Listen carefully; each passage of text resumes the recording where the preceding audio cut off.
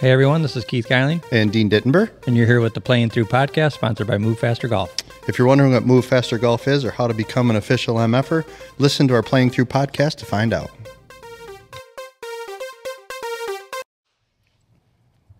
Okay, everybody, welcome back to Playing Through, sponsored by Move Faster Golf. Welcome, MFers. Hey, we've got a special guest today. We've got Austin Dieters with us today. Austin is a PGA Associate Master Club Fitter, which I can attest to. We'll talk a little bit more about that today. He's also the Director of Golf at Midland Golf HQ, the official fitter of MFer Golf. Right. Hey, Austin, welcome. Why don't you talk a little bit about yourself and how you got into golf and what brought you into this great sport? Yeah, thanks for having me on, guys. Yeah. This will be really cool. So, name's Austin Dieters. Came here when I was about maybe 12 years old to Midland, and never played golf. I was a basketball player. Oh, you didn't play golf? Never. Oh, wow. Never even. I didn't know that. I didn't know that either. I don't even know if I had a set of clubs. I thought you were born Right. born golf club in hand, walking Right. around to help you walk. And You would think my father never pushed it on me or anything. I was all into basketball. Once I moved here, started playing, got hooked, played out there every day, and just started to get better and better. And then figured this is definitely something I want to do. So I started working at the country club, just washing carts, doing those kind of things.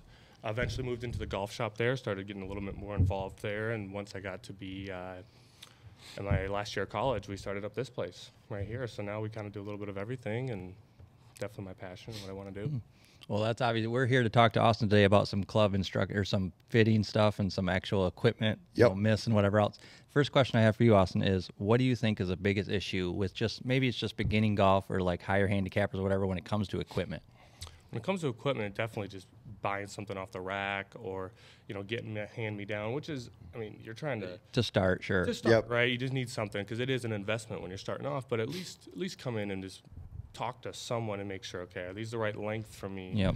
You don't want, a young junior swinging heavy steel. Those kind of things are not going to be good for their game. Yeah.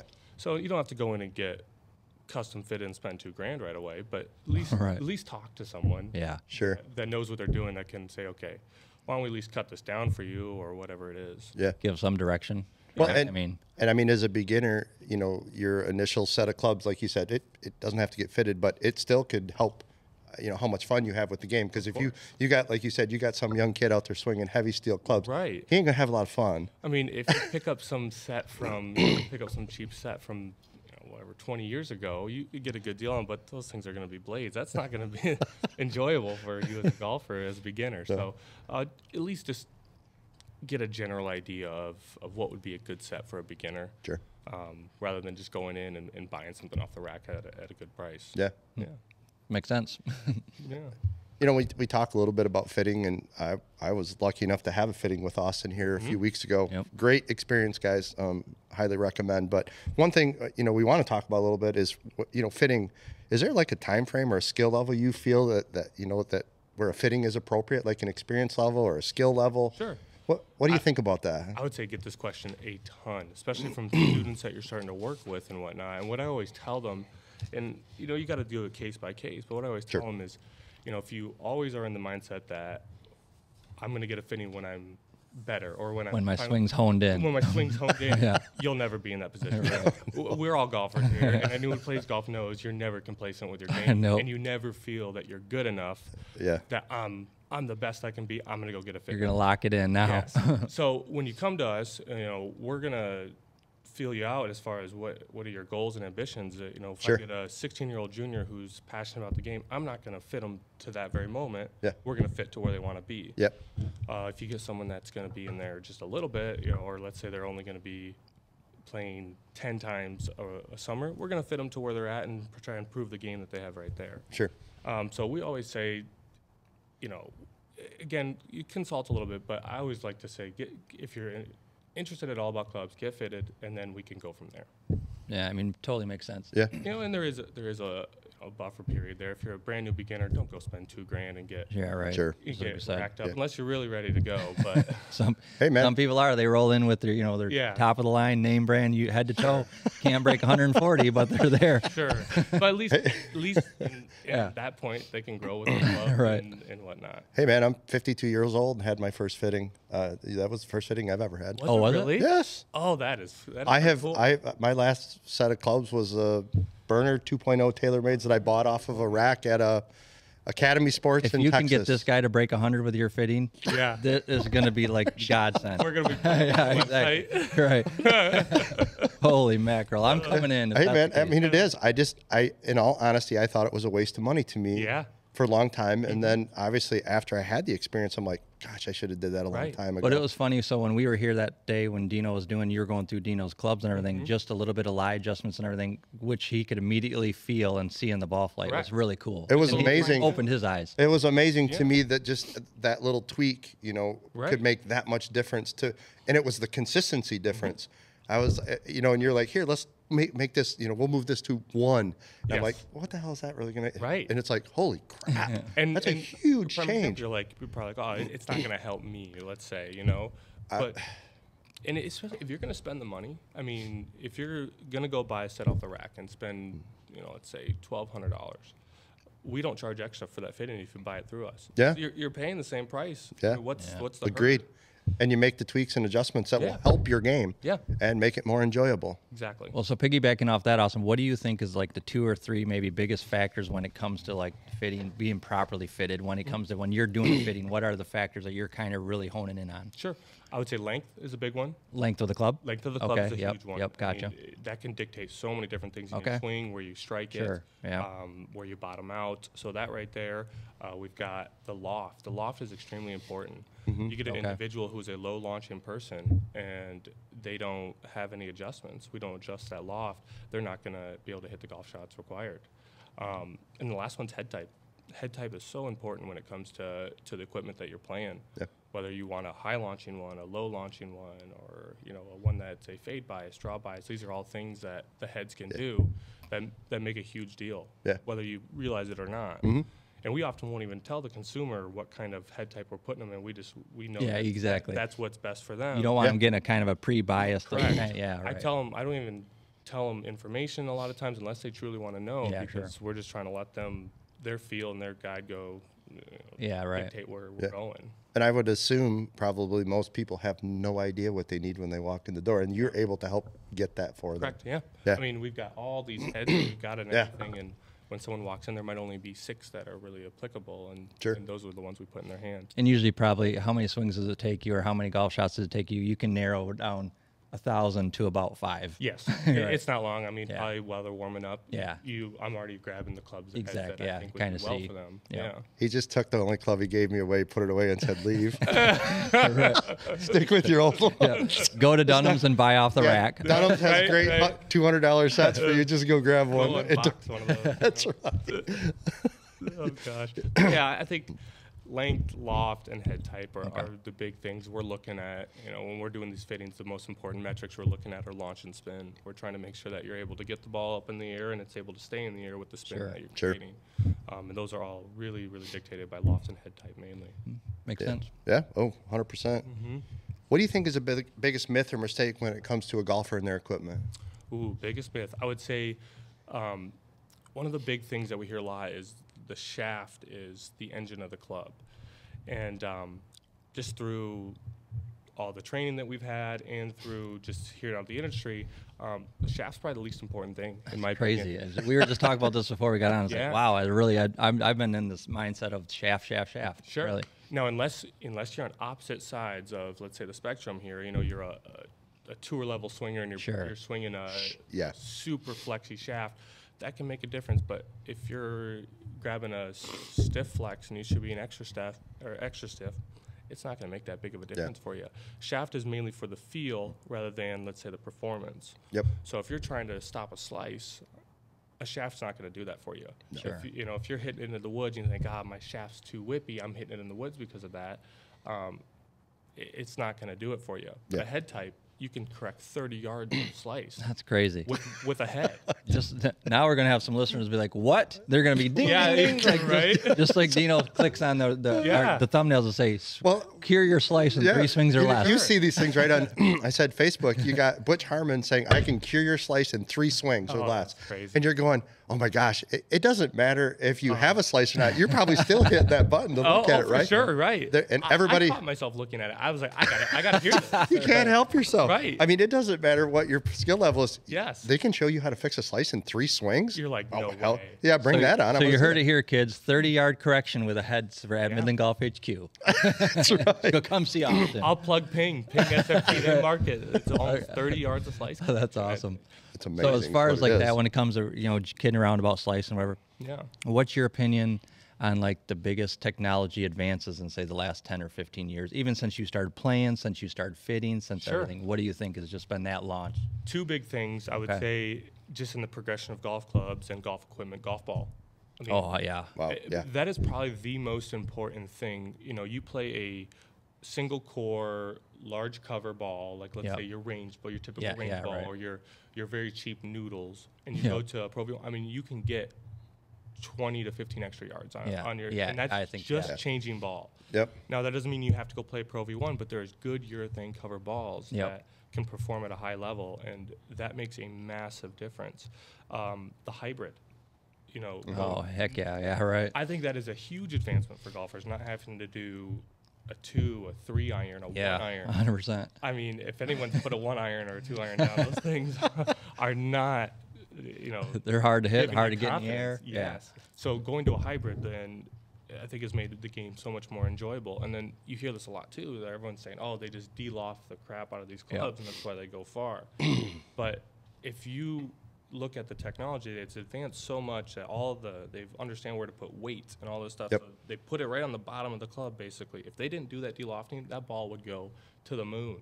Really, So okay. they have to de-loft these clubs in order to keep them at the correct launch angle Sure. that you want to see. Sure. With the internal weighting and everything, you're kind of evening it out then. Correct. Yeah. If they gotcha. didn't do that, the ball would go way too high, Sure. and it would not be good for the consumer. Yeah. So yes, they have been de-lofting, and that is an element of why they come off hotter on some of these clubs. But it's not, hindering your launch or spin angles. Sure. So your performance is not. Sure. Makes so you're sense. still be able to perform at a high level. Yeah. There you go, Dino. Well, He's a high baller. Yeah. Yeah. Well, and that's actually adjusted a lot. I'm a lot lower than I Yeah, used he to is, be. I am actually. a lot lower than Yeah. I used to hit ball. A lot. Okay, there you go. Well, I saw a thing the other day. They had John Rahm hitting it was somebody's clubs from when he won a major tournament 35 years ago. yeah.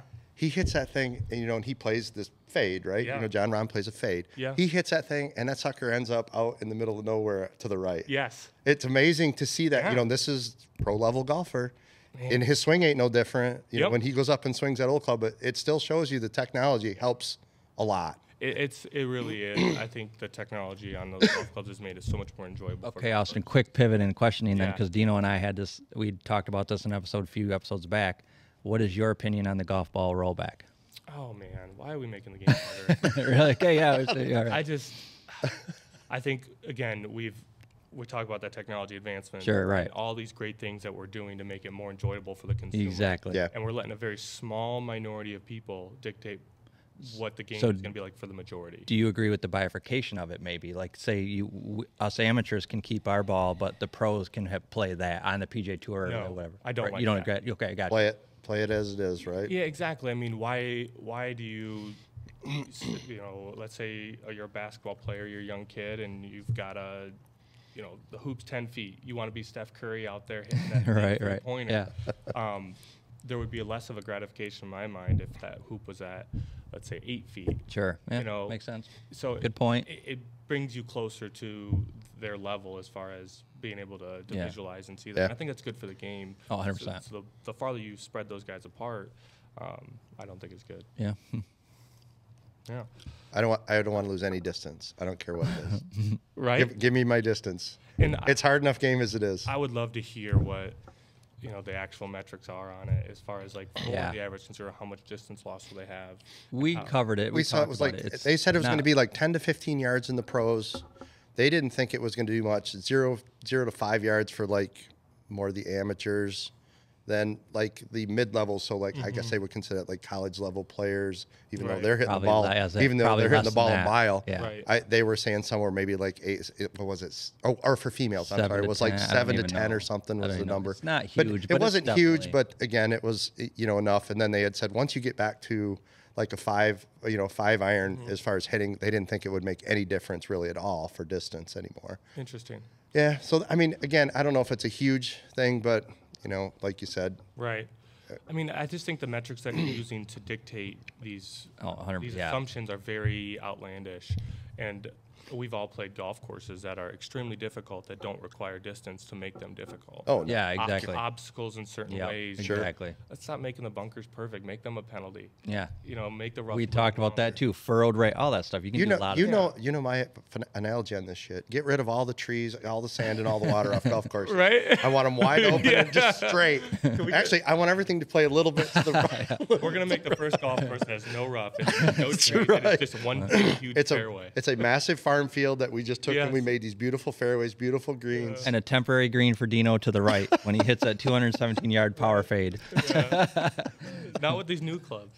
I can't wait. Have you hit them yet? No. No? No, I've been sicker than a dog since I got back from Texas, so I haven't had a chance to hit them yet. Can't wait. So Oh, I got one last one for you, and this everybody's got a story, this crazy story about a time that they were doing a lesson, doing something. What's your craziest fitting story? Oh man, I'd say the fittings are typically pretty uneventful, right? that's a good thing, right? Right, exactly. Someone comes in, you get the people that they're not realistic on their Sure. yardages, and they get frustrated about Sure. that. But I got a pretty good lesson one. Okay, perfect. That's Yeah. great. We had a great lesson last week with Yeah. Jim, who was your dad, obviously. But About him. Yeah. Oh, yeah, it was me. Yes, that's right. That's a good one. It is. So I'm getting ready for my lesson. I'm looking out of our shop here, looking out to the range, and I just kind of watch them usually about 5 minutes before, just kind of get a little baseline. Sure, yeah. So you're And, dealing with. See what I'm dealing with, and I see this guy's walking out there with a box. So he comes out, he pops the box open, he pulls these clubs out. He's never used them. Oh yeah. And at our range, it's a long range. Yeah. Horizontally Yep, there, yep. and he is lined up down the line of people, No. cross-handed, holding this club, trying to hit this ball off of a driver, and he keeps whiffing and whiffing and But whiffing. he's going along the people? Along the people. So we're glad he's whiffing at this Correct. point. He's shooting towards the road with there's people over there. Oh yeah. And so I run and sprint out there and try to stop. Trying to this save guy. somebody's life. Yes. Oh my gosh, I was like, I was in disbelief what I was seeing. But So had you obviously- ever been on a driving range before? Or anything? Never Oh, even okay, been yeah. to a We golf talked club, about had that. no concept of what golf is, had no idea where to hit this ball or anything like that, and it just floored me. So I was actually very, very nervous as he kept missing and missing. I'm like, oh gosh. Oh man, that is. If I seen that, everybody would panic, and I can't imagine the people actually out there that if they were paying attention. They didn't even realize it. Exactly. 'Cause their backs are turned. to them, Right, I yeah. was gonna say they're all back to him. Then. Right. And he's hitting towards whether it be Joe Mann or Elite. Oh man. Yeah. Oh. So That- quick, like that's Austin, so. we're gonna actually ask, as far as your equipment here and stuff. We'll just kind of end it, closing it off. What's new and up and coming that you might want to, that you've been getting in, or you've been, coming here in the next month or so? What do you want Yeah. to talk about coming for 2024? Or that I need to add to my bag. yeah, Right. exactly. For a heavy discounted price.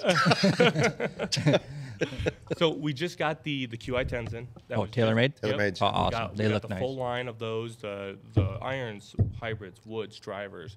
We got the Paradigm AI Smoke drivers in, the irons in, hybrids and woods will be coming here shortly. Those would be the two big ones that came to market. Right now, the big wave is 10K, 10,000 MOI, which is Okay. basically just saying very, very forgiving, very Yep. stable.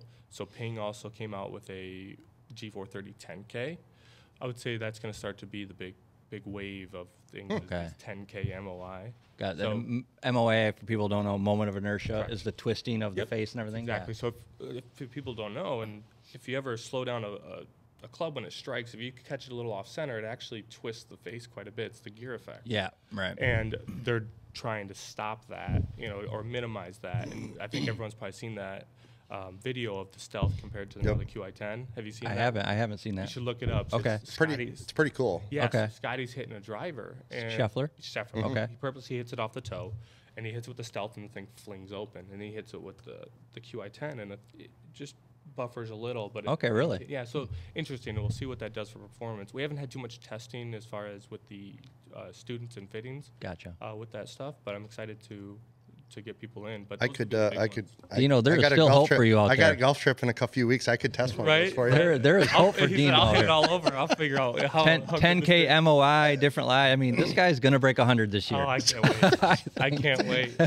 We're going to come back and do this podcast. Right, yeah, I did it. I'll have the card and everything. 99. Right? Yeah. I'm gonna get it right. Oh, you hit it too good not to break 100. though. No, he does. I get it under He once in might. a while. We're actually giving him crap this year, Okay. breaking 80. Okay. We're thinking I was breaking gonna 80. say, Trying- I trying did that hard. fitting. Yeah, yeah. Trying hard to break 80. Yeah. And if you think it's easy, go ahead and look up the stats about that. So don't give me any crap about that. Oh, it's, Right. yeah. It's not there are easy. very few people who are average golfers that break an 80. You know that. So What, I it's, I think it's around what 15% maybe. Yeah. Oh, maybe about Not 15? even. Yeah. 12% Not even. was it? Yeah. I have a way lower. chart over there of yardages and average yardages by age group and Yep. all We this talked stuff about this too. Yeah. because people are very unrealistic in their games in that Oh regard. gosh, yes. And not even because they think so highly of themselves, they just constantly Yeah. comparing themselves to other people. Yep. Such a small majority of people can hit their 7-iron over 150 yards, Right. Yeah. or a driver over 210 yards. Yeah, Yeah. exactly. Especially Yeah. when you start breaking it down. So, but yeah. Well, all right, kids, there you have it. We're gonna. So Austin here at HQ, tell us, tell the or listeners how how they get a hold of you and what what do you guys offer here and everything else. Yeah, so we do lessons, club fittings. We have a full service driving range. We have a awesome selection. I don't think anyone's really competing with us on the selection. Not in this department. area. I No, don't think, not yeah. definitely not. We got a lot of new stuff in. Yeah, really we cool. got a great staff, Justin, Jesse. They do such an awesome job. But if you go to our website, you can go ahead and check out what we're about. You can also go ahead and call into our phone line at 99750-7117. But go ahead and book a fitting, and we'll get it going. Highly recommend it, folks. Just did it a few weeks ago. Can't wait to get out there and see what it does. And we are going to actually have some video footage of this attempting whatever he's going to be attempting with these new clubs. So stay tuned. Oh, man, I can't wait to see that. All right. All right, guys. Well, thanks for watching. Thanks, MFers. Take it easy. Remember, like, subscribe, get on board with us, guys. We'll talk to you soon. Bye.